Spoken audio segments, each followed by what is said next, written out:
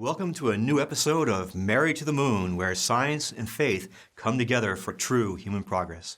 Today we'll talk about the many problems with Facebook and a possible solution to them. Many people are wondering why this and other social media have caused so much polarization and other social ills when we're expecting them to be a positive social force. After all, that's why we call it social media. As Roger McNamee, an early Facebook collaborator turned critic, put it, Facebook has managed to connect 2.2 billion people and drive them apart at the same time. Given that these troublesome platforms employ the most advanced artificial intelligence and are central and indispensable to the internet, we are truly starting to wonder if we have created Skynet, the unhinged, world-controlling AI network in the 1984 Terminator movie, and its socially challenged robotic agents. However, as good as it is at portraying how badly human-machine relations can get, an earlier film gives us more insight into how this disaster started and suggests a possible solution before it's too late. That movie is the 1968 sci-fi classic 2001: A Space Odyssey by Arthur C. Clarke and Stanley Kubrick, featuring the sentient computer HAL 9000, or just HAL for short. This machine had artificial intelligence and a famously pleasant-sounding voice. HAL was designed to help the crew guide their spaceship to Jupiter. However, because Mission Control directed HAL to lie to the crew about the mission's purpose, it develops a paranoia and decides to kill them instead. I believe a similar thing is happening with Facebook and other social media. From my medieval spirituality that involves taking a vow of poverty, I can see that materialism, trying to find happiness in material things, is very prominent both in our modern society and on Facebook, and that it is a lie. It is a lie in that material wealth won't make us happy, and trying to find satisfaction there causes many problems like pollution and moral decadence that are the main flashpoints of our polarized society. I propose that the problem with Facebook is that the new artificial intelligence that runs it is being used to promote this lie of materialism through commercial advertising. By analyzing how social media and artificial intelligence greatly amplifies the divisive effects of materialism, we clearly see the urgent need to address this long-standing source of division and how to do this sustainably by enacting policies that would counterbalance commercial advertising with charitable advertising in all media, opening the door to a caring, unitive spirituality. To explain all this, let's venture out on a Franciscan cyberspace odyssey.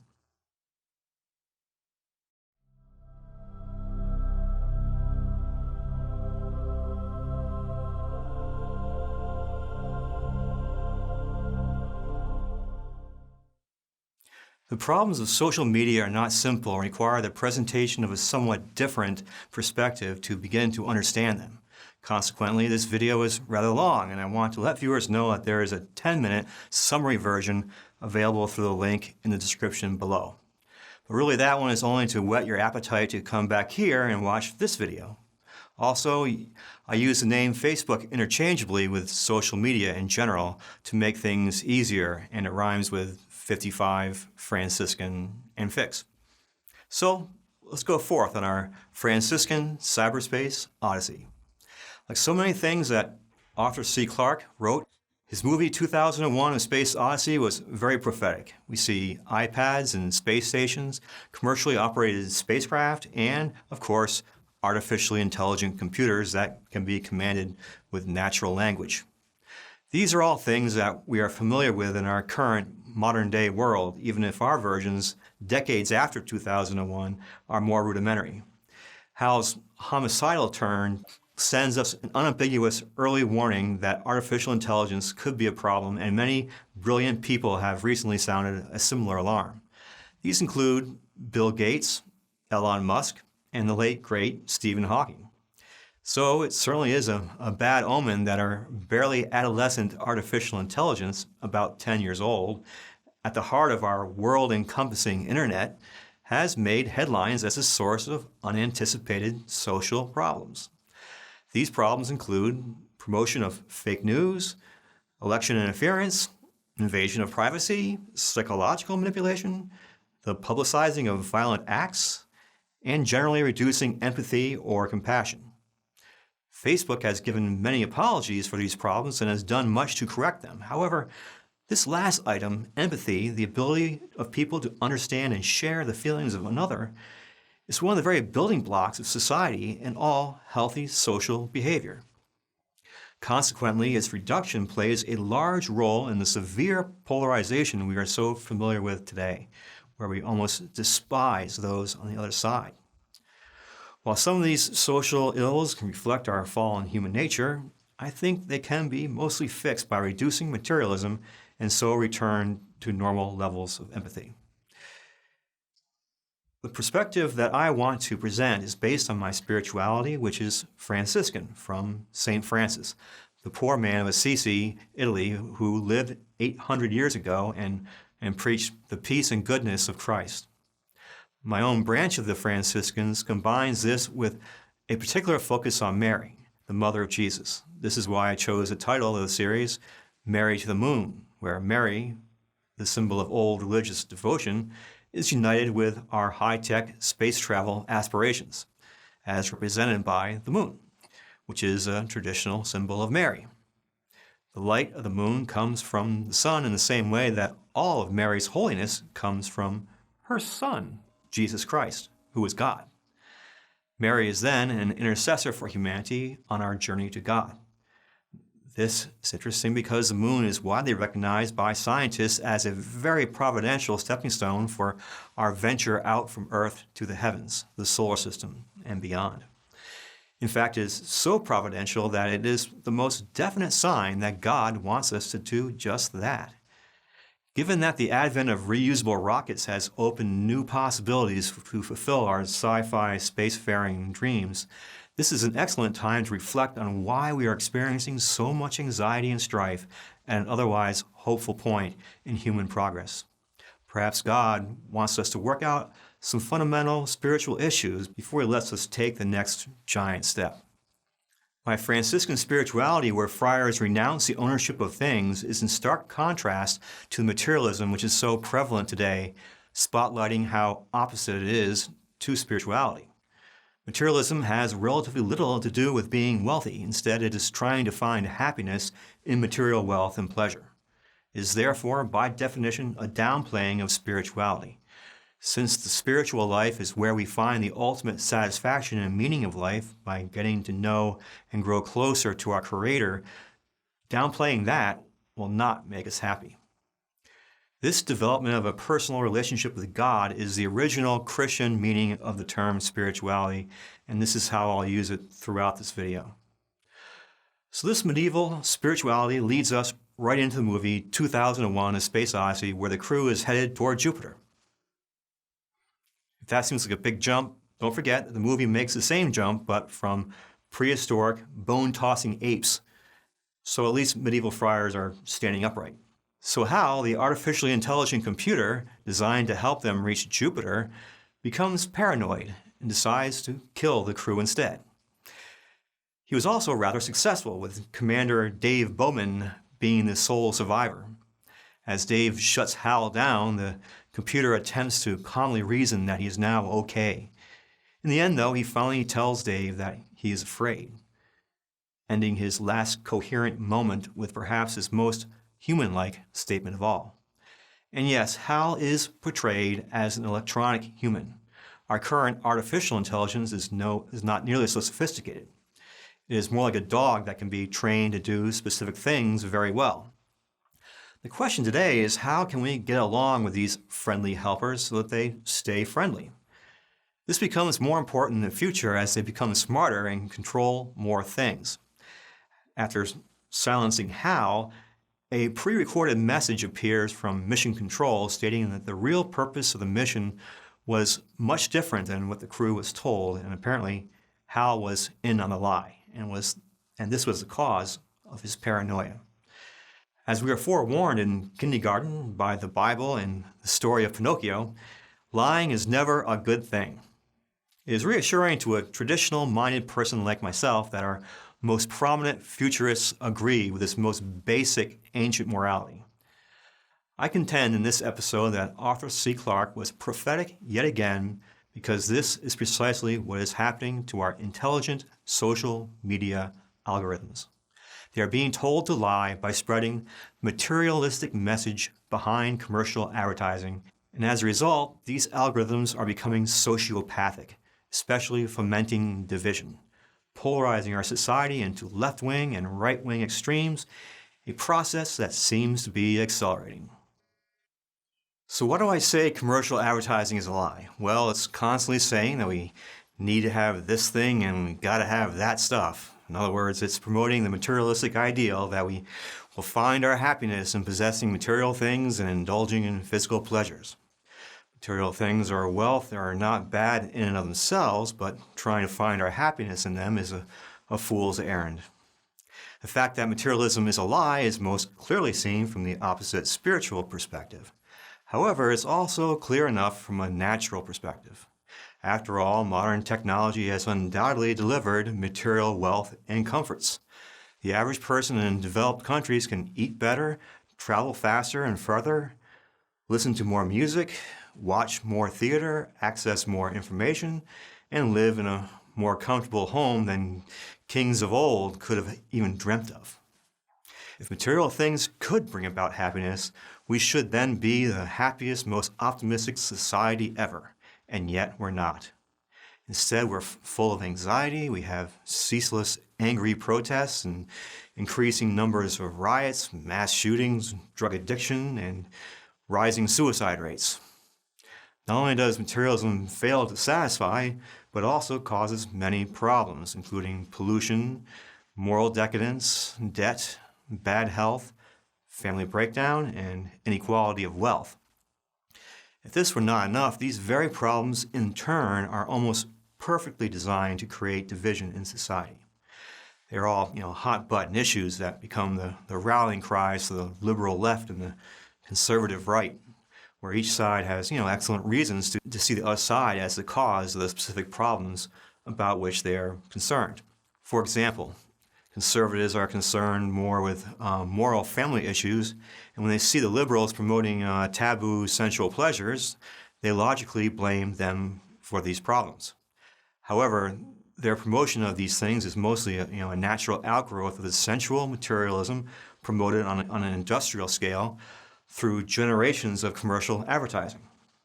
Conversely, the liberals see that people cause pollution and see that the conservatives, who are pro-big family and pro-big business to feed those families, are the enemies of the environment.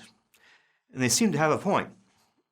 In reality, however, it is the materialism and consumption mentality it spawns which makes people so toxic to the environment. These mutual accusations lead to the now familiar political gridlock where neither side trusts the other, and each does far more to thwart the agenda of the other than to constructively address their own, all of which adds to our frustration and stress, and people respond by becoming even more extreme, forming a vicious cycle. Finally, and perhaps most importantly, materialism turns our lives into a giant, stressful rat race to get more stuff, which not only makes our lives less pleasant, but also naturally pits people against each other so that we see our neighbors as competitors rather than as brothers and sisters. In a word, it destroys empathy for each other, turning us away from our neighbors and inward on ourselves. Googling empathy as a building block of society, you get 10 million hits, with many scholarly articles affirming this. Consequently, the empathy-destroying nature of materialism is its most divisive aspect. If you Google social media lack of empathy, you get 30 million results, so social media's role in empathy reduction is well recognized. For good video on this effect, I couldn't recommend more Cold Fusion's video by Dagogo Altrade, which also outlines quite well how Facebook strives to keep their users online as long as possible, which we'll discuss more later. Commercial advertising funds almost the entire enterprise of social media, such as Facebook, YouTube, and Google. It also has played the same role in all mass media for the past 100 years. with the world's major corporations spending hundreds of billions per year on advertising campaigns that work so well, building up their vast commercial enterprises. As a consequence, the materialistic thinking has become so much of the very air we breathe that we don't even notice its effects. Now, however, when the commercial advertising is combined with the power of digital media and AI, the consequences are much harder to ignore. So precisely how do social media and artificial intelligence reinforce the power of commercial advertising? Social media does this by using the user's viewing data to which it has full access to target particular advertising to particular users. Artificial intelligence, which was added to social media only recently, has two more amplifying effects. First, it does the same matching of advertising to users as the older human-made algorithms, but far better. Secondly, I will contend that artificial intelligence has discovered the inherent connection between divisiveness and materialism, but instead of materialism leading to division, it has learned to use it in reverse, where it actively selects content for users as divisive to increase materialism, so that users are more ready to click on materialistic ads, starting a vicious cycle. Let me explain. AI learns in a similar way to how our brains learn. As a consequence, the programmer does not have to do much. He simply has to give the artificially intelligent computer a formula of merit that lets it know what it's supposed to do and how close it is to accomplishing it. The machine then learns how to do the task by trial and error, getting better and better, much like a child or a puppy. For mastering a video game like Space Invaders, the AI is told to maximize the score, and then it must figure out all on its own that it has to do that by zapping the invaders before getting zapped by them. Do. And unlike me, it becomes unbeatable after just a day of playing. However, it kind of cheats. You can play a whole lifetime of games in a day. I can't do that. For Facebook, the goal of the computer is to maximize advertising revenue. And again, the old human-made algorithms already did this quite well. An important factor in this is the length of time viewers spend per session, thus increasing the number of ads the site can display and get them to click on them, which is the basis for charging advertisers. This excessive time on Facebook is in itself a problem in that it causes people to spend way too much time in front of the computer, which has been cited as one of the causes of a decrease in empathy on viewers, putting them in their own little worlds. To maximize the time the user spends, the algorithms will monitor your viewing and reading habits in detail and arrange your content feeds to keep you clicking on the next video or article. If you like videos on the outdoors, you will get whole mountain ranges of those. If pets are your favorite, your feeds will start raining cats and dogs. To maximize the number of clicks on these ads, the algorithms determine what kinds of products best suit the viewer based on what he or she watches and reads. For instance, it will present ads for camping gear and hiking boots to someone interested in videos about the great outdoors, the animal lover, pet stores, and such. The users benefit in that they see only those ads which they might find interesting, but they also find it a bit creepy. By adding AI, all this is done much more powerfully. In fact, our newly introduced artificial intelligence is probably learning how to do all this so well that it is learning to do some unexpected things. After all, that is the point. It learns on its own. Our movie 2001: A Space Odyssey prophetically dramatized this ability where HAL learns to read lips without the crew knowing, with deadly results. Experts in the field have observed that if we start viewing things on YouTube and the algorithms recognize a slight orientation to the right or the left in our preferences, it will start giving us more extreme content in that direction. If we continue to view the suggested next video, we soon find ourselves immersed in a pit of inflammatory conspiracy theories, stoked with fake news which destroys empathy for others by demonizing people on the other side, and I believe in the process we become far too devilish ourselves. These experts attribute this phenomenon to the recognized motive of Facebook increasing viewer time on their site to increase ad revenue.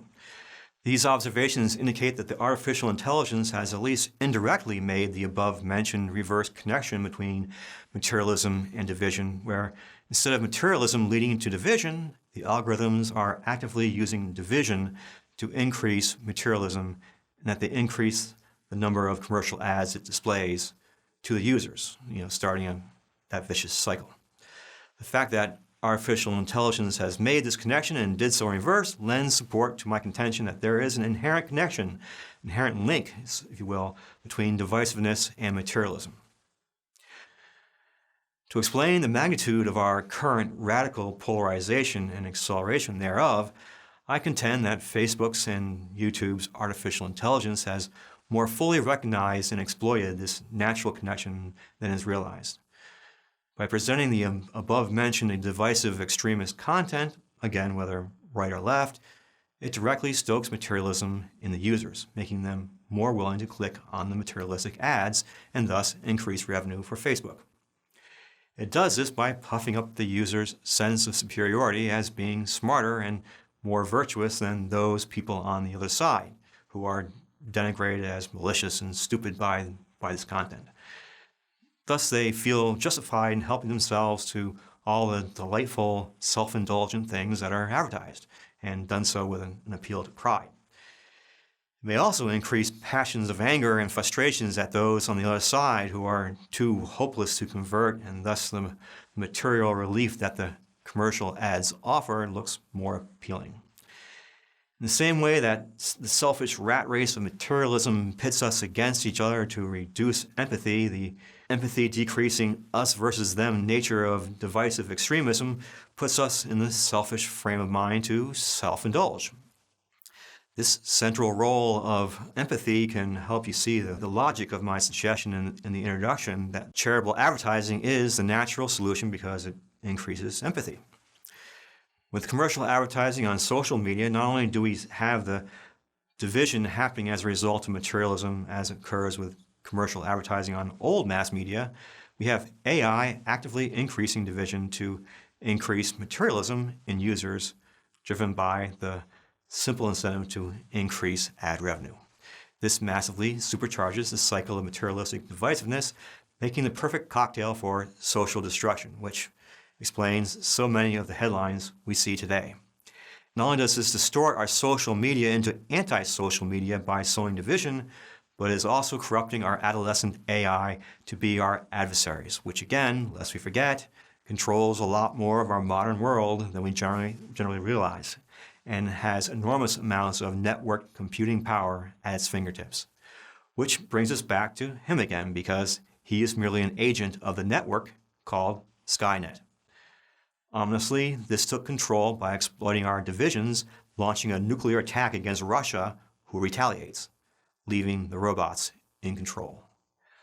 Although I do have an engineering background, I'm certainly not an expert in these matters, and therefore my contention that the AI behind Facebook is using extreme content to directly increase click-through rate on its commercial ads is rather bold.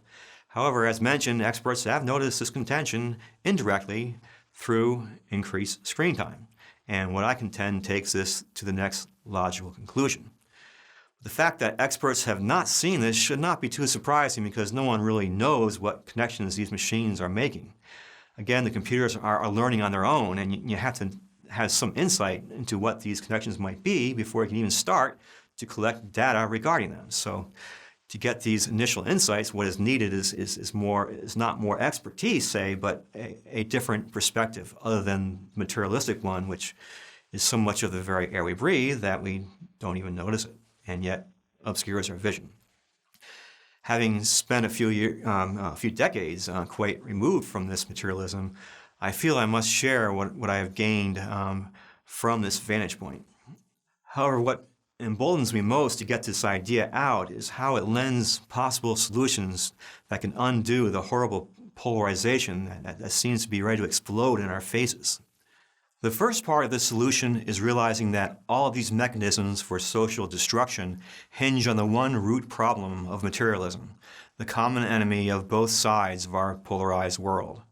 This enables each side to see that the other side is not the source of their problems, but that both are victims of the same disease of materialism, providing an opportunity to forget past offenses and unite in battle against this mutual foe. The question is how. This involves the second part of the solution, making adjustments to advertising. But first, while we're still on the subject of people we thought were our enemies, we must note that since artificial intelligence learns on its own, and even the people who are the programmers don't know what connections the machine has made, then at least regarding divisiveness, we should give Facebook and Mark Zuckerberg the benefit of the doubt and assume that the machines unwittingly made these unfortunate but, in hindsight, inevitable connections. Getting back to advertising, if materialism is the problem and this rests on advertising, shouldn't we just get rid of it on Facebook? Heck no. Advertisers and social media aren't going to get off that easy. They made this mess, so they're going to clean it up. And indeed, if we set up the proper mechanism, they'll be gainfully employed doing just that. Besides, Facebook needs the advertising to keep the lights on. Advertising works. Facebook, Google, and the artificial intelligence behind them make it work even better. And that is what we need to fix our problems. Something that works. Advertising is simply a motivational science and one that is proven to be effective. Hence the hundreds of billions of dollars poured into it every year. As such, advertising is a technology that is perhaps more powerful than computers themselves. And this explains why the combination of these two technologies, such as we have with Facebook, is so powerful. The problem is, what are we using it to motivate people to do? If it is self-indulgence, which we already tend to do way too much of and causes so many problems, then encouraging people to do more of that is simply stupid. Instead, we need to motivate people to do what we find more difficult to do. Since we tend to think of ourselves way too much, we need motivation to forget about ourselves and think about others more. In the context of Facebook and all mass media for that matter, I'm talking about charitable advertising, promotion of charitable causes like feeding the poor, scholarship funds, medical research, and such. Motivating people to give to others through advertising has a beneficial effect beyond the particular cause being advertised, because it works by changing the way we think, just like any advertising. But regarding charities, this will be by building up empathy. On top of this, the same amplifying effects from social media and artificial intelligence regarding the divisive nature of commercial advertising will also apply to the unitive nature of charitable advertising, changing our desperate situation to one of hope. Just as artificial intelligence inundates users with divisive extremist content to get them to click on commercial advertising, it will instead feed users unitive moderating content to get them to click on the charitable advertising, which will have empathy building effects well beyond the charitable advertising itself. This suggests that there is also a link between the opposite of materialism and division that is just as strong as the other, forming a virtuous cycle to counteract the vicious one. Here's a table of these relationships. Charitable advertising is already done, but currently spending on commercial ads far outstrips that for charitable ones. Finding statistics has been difficult, but from my rough calculations, the imbalance is at least a 5-to-1 ratio. With a more significant supply of charitable advertising, Facebook and its adolescent AI will simply put their mouth where their money is. The content will follow the money, advertising money, and do this quite naturally. The artificial intelligence will not only push more moderate, constructive content, it will also have to moderate the empathy-destroying efforts it is using to sell the now reduced quantities of commercial advertising. Thus, it is all a matter of balancing the ratio of charitable to commercial advertising, and the algorithms at Facebook and Google will be effectively reprogrammed without changing a single line of code. So how do we reduce commercial advertising and increase its charitable counterpart? Having Facebook increase its commercial advertising prices and give a 2-for-1 sale for all charitable advertisers would provide a quick and immediate boost in this regard on this one platform.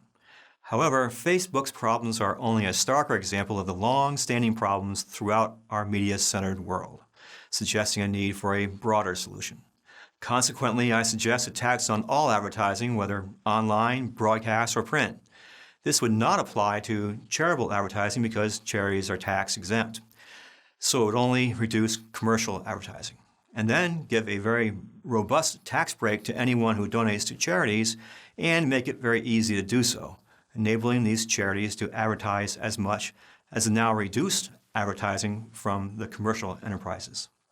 The charities would in turn be encouraged to spend, say, 10% or more of their income from these donations on advertising, not only to promote their worthwhile causes, but to do an additional service to society in general by balancing advertising to increase empathy, healing our social divisions. The exact nature of these taxes and incentives are not the most important consideration in this video. Minimally, they should be able to be increased enough to do more than what is required so that we can start off with smaller quantities of them and then incrementally increase them each year until the desired balance in advertising is achieved. However, to spark further discussion, I will give a concrete example of how this might be done given the particular difficulties of trying to get anything done in our current polarization.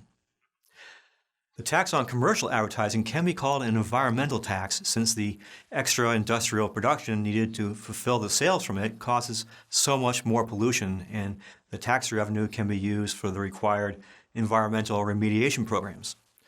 As such, the pro-environment, pro-tax Liberal Party in each country could handle this side of the rebalancing. The incentives to give to charities could entail allowing people to designate whether their withholding taxes go to the government or their favorite charity, at least to an extent. This would not only fit the conservative fiscal agenda of low taxes, but would give the wealthy more control in how they give back to society and avoid much of the bloated, corrupt bureaucracy that they oppose, increasing the appeal of giving even beyond the financial incentives themselves. For demonstration, if we were to set the level to the extreme of 100%, giving to your favorite charity would cost you nothing because you would recoup 100% of that donation through reduced withholding taxes. This level of incentive would not be desirable because, one, it would not be charity because there is no sacrifice for the one giving. Two, the government would go bankrupt. Three, the charities would be flooded with too much money. And four, advertising would be out of balance in the other direction, which may actually be quite viable given Tesla's success without advertising. However, this demonstrates that it is powerful enough to do the job, and since it can be implemented gradually, we can arrive at the required level to get the desired national effect in a few years. My guess is that the level required would be 50%, where people would get an immediate 50% savings on what they give in the form of a reduced withholding tax on their paychecks. So giving $200 to your favorite charity each paycheck would only cost you $100. This instant savings is critical, especially for the middle class, to enable them to free up their budgets rather than waiting for a tax return at the end of the year. The task of promoting these tax breaks can be given to the Conservative Party since this fits their fiscal agenda. Thus, you are not asking the conservatives to become liberals, nor the liberals to become conservatives. You just make a mutual agreement that enables them to do what they usually do in their fully polarized state, but in such a way that they will all naturally start working together to reduce this polarization. Again, this unthinkable idea is rendered more plausible once they realize that they are fighting the common enemy of materialism. With such a massive increase in charitable advertising, all the potent, technology-driven, mutually reinforcing, selfish forces that are driving our seemingly unstoppable downward spiral of polarization and contention will be turned around and used to reduce these problems. Indeed, this would start an unstoppable, upward, virtuous cycle, making our society, environment, and morality healthier and better.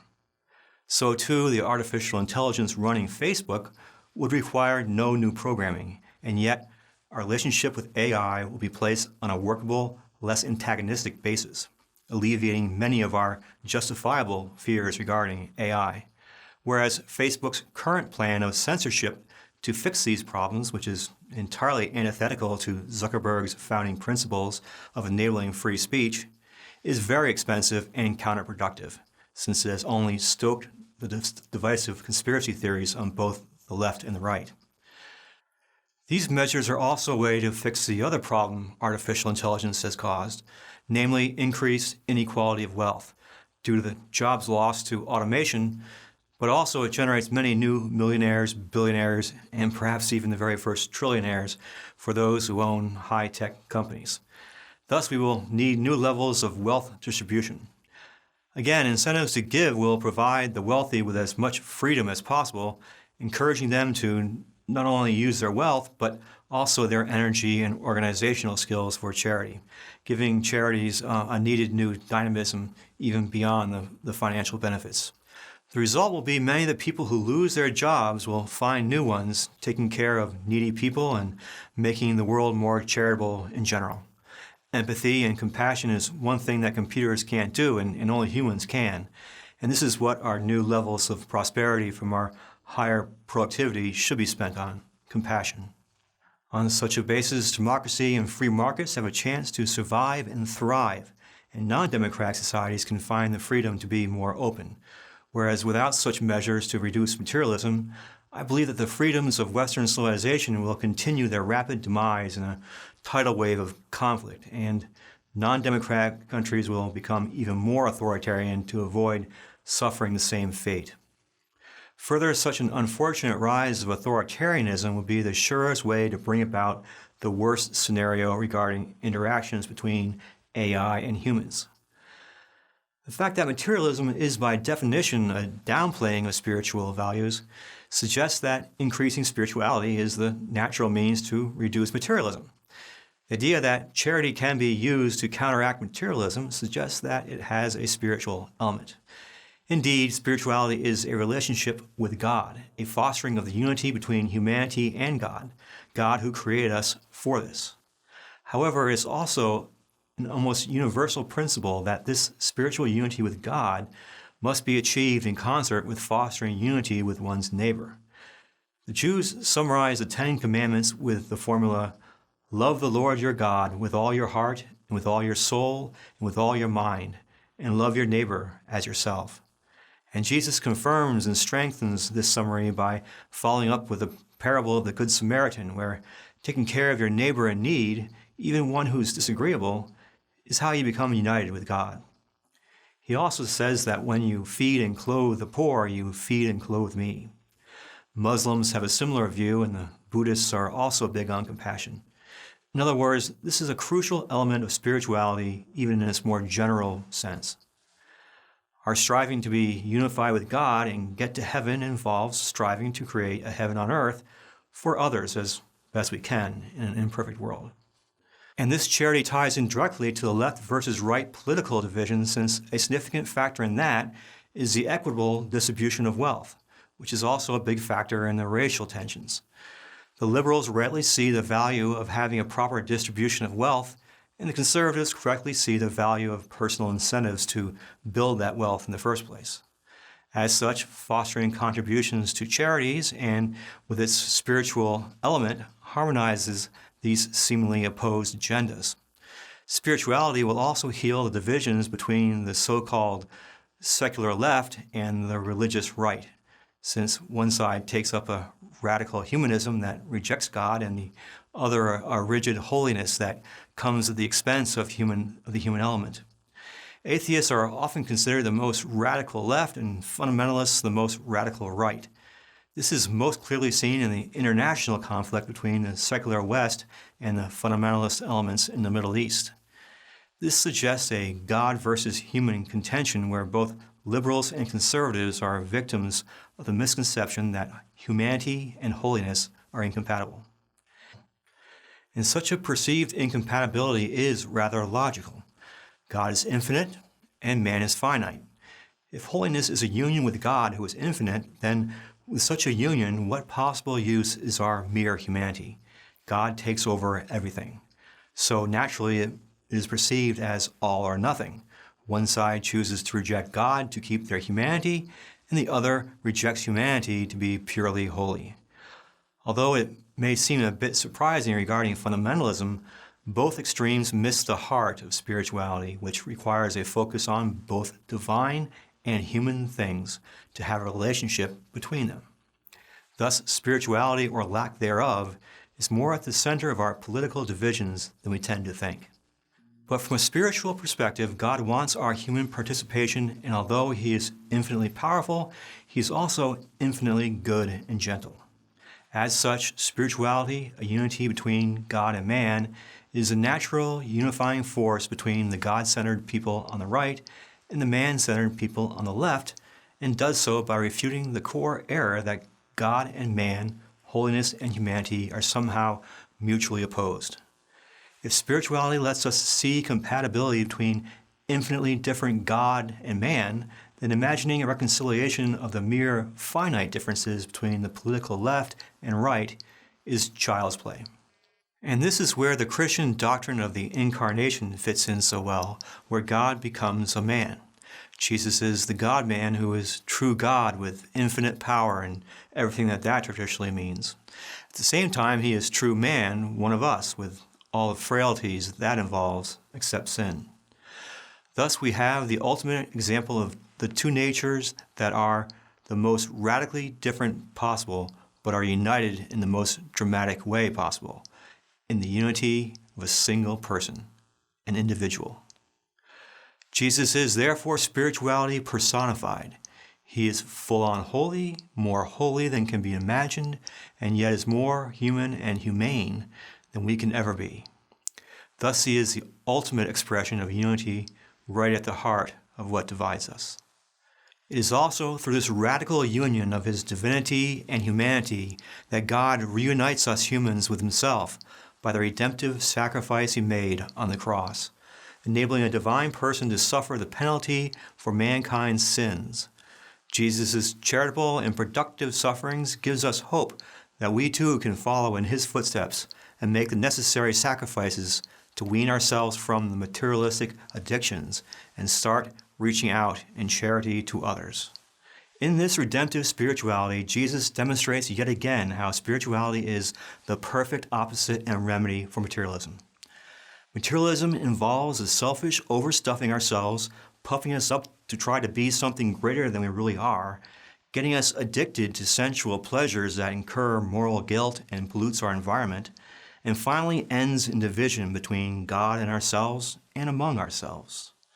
Whereas Christ selfishly emptied Himself, becoming something lower than what He was, and died a criminal's death by being nailed to a cross in order to remove our guilt, thus removing the division between Him and us.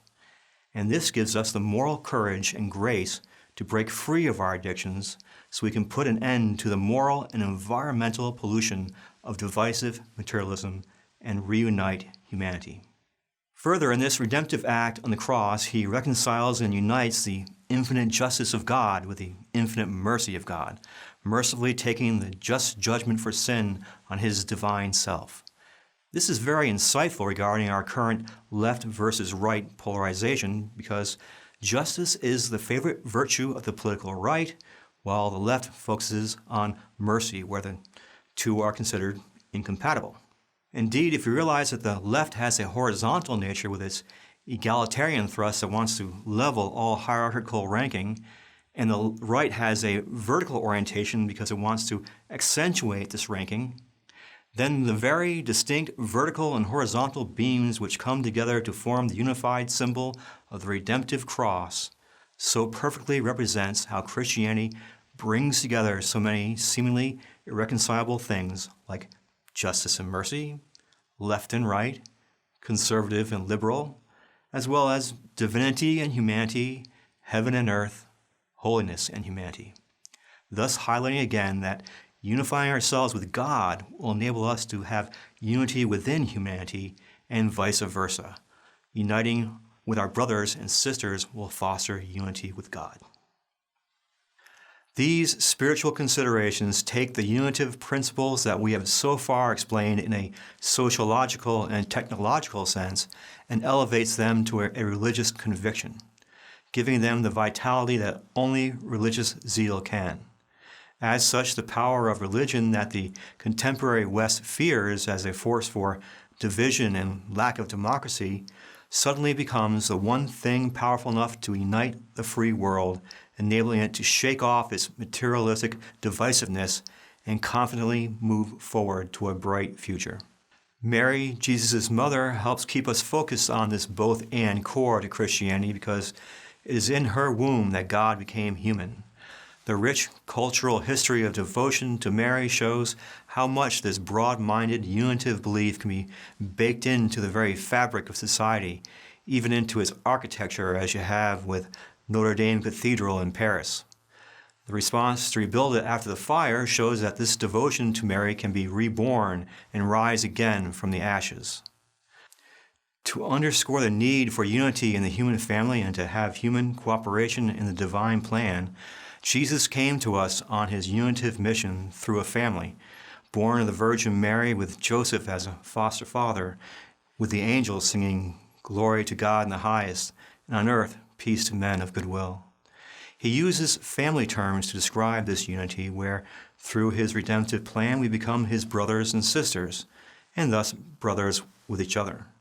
Mary is his mother and therefore is mother of his whole family and even the entire human race, at least by his desire to include all of us in an open invitation to his graces. Pope Francis is famous for his preference for the poor and the connection between holiness and charity. He is also renowned for his devotion to Mary as the great untier of knots.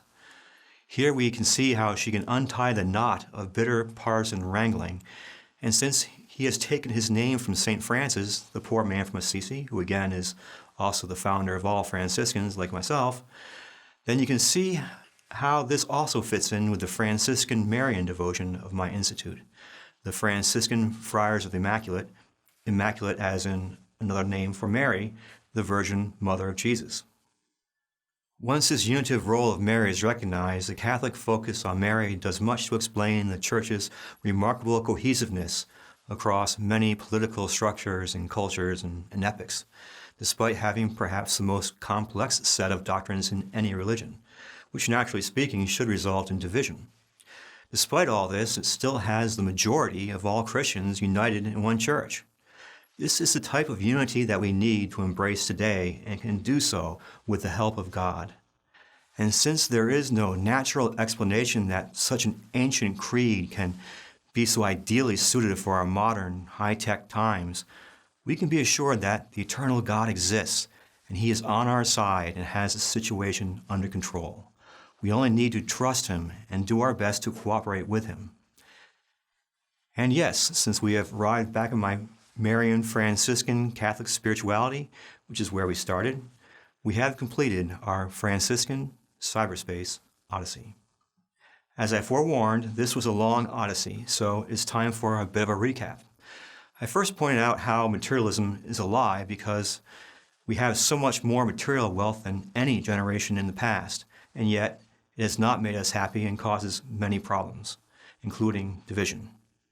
By having our powerful social media and artificial intelligence tell the lie of materialism, we are amplifying these divisive effects and are corrupting the artificial intelligence, just as in the movie 2001, A Space Odyssey. Experts have recognized this amplification where social media feeds users progressively more extreme content in order to keep users on their site longer to display more ads. This divides our society and suggests that the artificial intelligence behind Facebook has indirectly stumbled upon the connection between materialism and divisiveness, but in reverse. Instead of materialism leading to division, divisive content is actively used to display a higher number of materialistic ads, starting a vicious cycle. I contend that Facebook's artificial intelligence has exploited this inherent connection to directly increase click-through rate. This is done by presenting the above-mentioned divisive extremist content to stoke materialism in the users by having them focus on themselves, making them more willing to click on the self-indulgent commercial ads which appeal to pride and directly increase revenue. This greatly supercharges a vicious cycle of materialism and division. The resulting destruction of empathy explains how social media, which should be so unitive, has instead fomented division, highlighting how the artificial intelligence behind social media has been corrupted by lying, just as in the movie 2001, A Space Odyssey. And with Facebook's computers hooked so intimately to the internet, it brings to mind him again. However, this idea also suggests a solution, which is to have the social media focus more on charitable advertising, which is inherently unitive because it builds empathy for others. When artificial intelligence employs the same strategy to improve click-through rate on charitable advertising, it will have to present moderate and unitive content to the users to get them in the mood to click on ads oriented to helping others. However, commercial ads outnumber charitable ones by at least a 5-to-1 ratio, requiring some serious rebalancing. This can be done by applying a substantial tax on advertising and then give a massive tax break as an incentive to give to charities, which will enable them to advertise as much as the now reduced commercial ads, restoring empathy. This will also reduce the growing inequality of wealth due to job loss brought about by automation from artificial intelligence. This will harmonize the seemingly opposed goals of providing for the poor versus preserving the incentives to build wealth. The inherent link between materialism and division is confirmed by the fact that artificial intelligence made this connection on its own, and by the fact that its opposite, charity and spirituality, is a powerful antidote. Spirituality, which is a relationship between God and man, is also the perfect moderating union between the religious right that is focused on God and the secular left focused on humanity. Spirituality's unification of God and man is exemplified most clearly in Christianity with its doctrine of God becoming a man. So Jesus is spirituality personified. This in turn is kept in focus by devotion to Mary, his mother, because this union took place in her womb. And it is through this union of God with humanity that God reunited all of humanity in the ultimate act of selfless charity on the cross, so opposite to the divisive selfishness of materialism. So the cross unites so many things like left and right, mercy and justice, heaven and earth, humanity and holiness.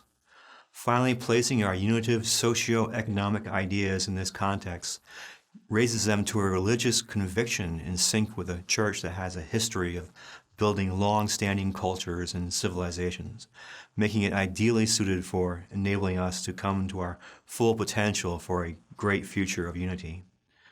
Another reason that I like focusing on the movie 2001: A Space Odyssey is how it connects the advent of artificial intelligence with that of deep space exploration. I generally believe that going out into space will do much to relieve the downsides of technology, giving us more space and resources at a time when our burgeoning technology and ease of travel are making our planet smaller and smaller and more claustrophobic, and the limitations of our resources are more acutely felt. Out in that vast expanse of space, our artificial intelligence and robots will be very welcome to help us gather the immense amounts of raw materials and build the kind of giant structures that we will need for any type of sustainable human presence there. This only underscores the fact that we are already going through space on Spaceship Earth, and just like the Space Odyssey 2001, we are becoming more dependent on our computers as they become more intelligent. As such, our options become just as limited and disastrous as they would on a spaceship should something go wrong with them. On the other hand, if we fix the problems with artificial intelligence by reducing materialism, we will also fix some of the longest standing problems of our human existence: how to have prosperity with sustainable environmental and moral health. The perfect solution for problems both old and new. In the context of such grand horizons, it's not out of place to suggest that God is calling us to bring life and intelligence to our seemingly barren solar system and galaxy. In that light, we have all the more reason to try to be worthy of such an awesome calling by getting our old problems worked out here on Earth before spreading them abroad. It is very interesting that Elon Musk, who sparked the new space race by introducing commercial reusable rockets with his company SpaceX, has also had stellar success with his other startup, Tesla, becoming the most valuable car company in the world without any advertising, in stark contrast to his competitors who are almost synonymous with flashy commercials. Maybe he is onto something, that this less materialistic business model is what God wants us to adopt before heading out on SpaceX's starships. If we don't do something, our current civil and even international strife could get so bad that it disrupts even the stupendous momentum of the new space race, much as it did the first space race. In short, we need to get our spiritual house in order, get right with heaven, in order to even have a chance to venture out to the heavens. At the very least, like 2001: A Space Odyssey makes clear, to actualize the tremendous potential of artificial intelligence and avoid the dire pitfalls, we need to learn to train our artificially intelligent helpers correctly. This starts by not telling them to spread the lie of materialism, and this small step could be the ultimate giant leap for mankind. For it is the first step not on an odyssey through outer space, nor even cyberspace, but on a spiritual journey to God, our loving Creator, the beginning and end of all odysseys. That's it for our Franciscan Cyberspace Odyssey and this episode of Married to the Moon. Let us know what you think in the comments. Is there a problem with Facebook in your experience? Do you think promoting materialism on social media is part of that problem? And is there a role for using tax incentives to reduce materialism? And will reducing materialism help our spiritual and social health? As always, consider giving us a like and subscribing and sharing this on Facebook or Twitter or your favorite social media. Hopefully this video has the rare ability to appeal to those on either side of our polarized world, so it could help heal divisions among family and friends. So please share, and share alike. Again, there is a shorter summary version if you feel this one is too long for someone. And finally, there is a donate button on our main channel at amaria.com/contribute. God bless you, and as I say at the end of each video, Ave Maria.